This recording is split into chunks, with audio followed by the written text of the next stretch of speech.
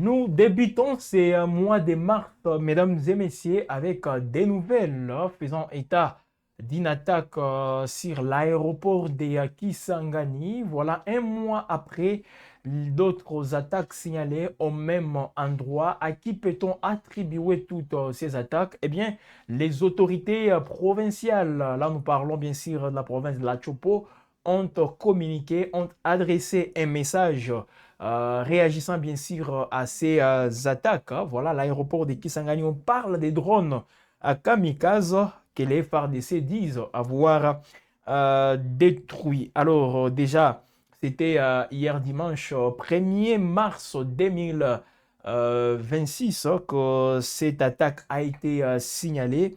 Alors nous savons tous l'importance bien sûr de cet aéroport, non seulement pour les trafics commerciaux, mais il y a lié aussi des retenir. C'est un aéroport aussi très capital aujourd'hui pour les forces armées de la République démocratique du Congo qui l'utilisent pour justement mener des opérations. Même les drones, souvent, des FARDC sont pilotés depuis cet aéroport. Alors, donc, les FARDC qui affirment avoir déjoué hier dimanche 1er mars, une nouvelle tentative d'attaque des drones visant l'aéroport de Kisangani. Et là, ce sont des sources aéroportuaires au niveau même de l'aéroport de Kisangani qui les disent les sources militaires.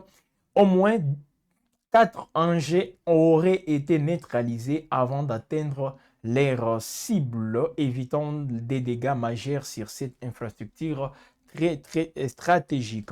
Donc, l'aéroport de Kisangani, et là, on va directement partir avec ces messages du gouvernement provincial de la Chopo, parce que l'aéroport de Kisangani, qu'on appelle l'aéroport de Bangoka, voilà, a été attaqué hier dimanche par des drones kamikazes chargés de sous-munitions. Voilà. Alors, dans un communiqué, le gouvernement provincial de la Chopo attribue ces attaques à l'armée rwandaise. Là, c'est selon les gouvernements provinciaux. Posté Mouillou a déjà nous montrer les communiqués du gouvernement provincial de la Chopo. Voilà, il parle, il dénonce voilà, les attaques de l'armée rwandaise, donc les RDF, et aux rebelles de l'AFCM 23. Donc, on attribue toutes ces attaques à l'armée rwandaise et à l'AFCM 23. Ces attaques qui se sont donc intensifiées pendant les heures de pointe des activités aéroportuaires, précisent les mêmes communiqués. Alors, les documents qui indiquent que 4 drones ont été interceptés et abattus, dont les derniers aux environs des 19h30. Voilà, les derniers drones sur les 4 interceptés par les forces armées de la République démocratique du Congo, selon ces communiqués du gouvernement provincial de la Chopo, a été donc abattu aux environs des 19h30 heure locale. Là. À Kinshasa, il sonnait 18h30 minutes, alors qu'un avion de la compagnie africaine d'aviation, donc là nous parlons bien sûr de la CAA, amorçait déjà son atterrissage. Donc c'était dans un contexte aussi très sensible au moment où il y avait quelques atterrissages déjà signalés des avions commerciaux, des vols commerciaux plutôt. Et voilà, c'est à ce moment-là que les drones kamikazes ont voulu bien sûr attaquer cet aéroport. Alors le gouverneur de la Chopo qui appelle la population de Kisangani au calme, voilà, il s'agit de la deuxième attaque, comme je le disais, de cet aéroport par des drones kamikazes en l'espace d'un mois. Voilà, parce que la dernière attaque remonte au 31 janvier dernier, voilà, et les FRDC avaient donc annoncé avoir détruit hier 4 drones kamikazes armés dans les airs, voilà, à environ 10 km de l'aéroport international de Bangoka à Kisangani. Donc à 10 km, bien sûr, dans les airs de l'aéroport, c'est pas quand même très loin comme on peut s'imaginer. Alors selon des sources locales, un 5e drone avait terminé sa course près de la piste de cette installation aéroportuaire sans provoquer des dégâts. Alors là, on évoque bien sûr, on parle plutôt, on accuse la FCM 23 d'être derrière ça. On parle aussi du Rwanda dans ces communiqués du gouvernement provincial de la Chopo. Alors, il s'agit de quel type de drone? Parce qu'il faut aussi en parler avec quelques précisions. Comme nous le savons tous, les FARDC de l'air, donc pour les FARDC, pour le moment, elles sont en train d'utiliser un dispositif anti-drone. Parce qu'il y a un dispositif que les FARDC utilisent selon quelques informations, c'est dispositif anti-drone acheté à l'Inde. C'est à l'Inde où les FARDC avaient réussi, bien sûr, à obtenir voilà, ces dispositifs anti-drone capables de détruire un drone à 4 km de distance. Voilà, selon quelques informations, détruire un drone à 4 km de distance et ça s'appelle D4. Voilà, les dispositifs des FARDC pour détruire, donc intercepter toutes ces attaques par drone. Voilà, ça s'appelle D4 et les FARDC ont justement acheté depuis l'Inde. Voilà, les gouvernements congolais. Quand on parle des FARDC, là, on voit directement l'État congolais. Alors, c'est dans ces contextes donc que, voilà, on est aussi en train de signaler d'autres combats, les combats qui se sont poursuivis tous ces week-ends, mesdames et messieurs, entre AFC M23, FARDC, Twirwaneho, Wazalendo et même l'armée burundaise. Voilà, donc là, c'est sur les terrains où les lignes des fronts, où les lignes, je peux dire, continuent à débouger dans la partie est de la République démocratique du Congo. Alors, dans les territoires des Mwenga, là, c'est dans les sites Kivu, la localité de Mikenge a été reprise par les forces armées de la République démocratique du Congo, appuyées bien sûr par les combattants Wazalendo, à l'issue de plusieurs opérations bien sûr menées contre les troupes de l'AFC M23. Voilà, là nous sommes dans les territoires de Mwenga au Sud Kivu. Mikenge, justement, reprise par les forces armées de la République démocratique du Congo. Parallèlement, dans les territoires des Fizi, les combattants du groupe Twirwaneho, alliés à l'AFC M23, ont repris le contrôle d'Ilundu. Voilà, pour les Twirwaneho, et ont réussi justement à prendre le contrôle de cette localité d'Ilundu dans les territoires des Fizi au Sud Kivu, selon plusieurs sources concordantes. Malgré ces mouvements, la situation, comme vous pouvez le constater, demeure préoccupante. La situation sécuritaire, bien sûr.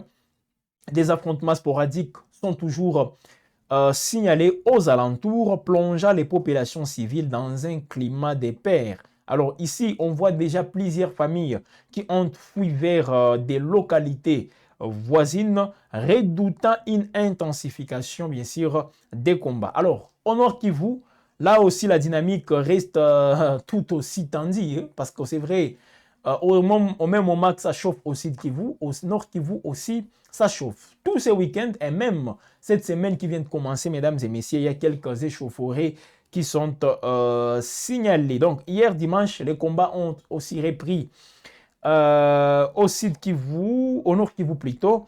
L'agglomération des Katoï Centre, très très importante, je vous l'ai dit.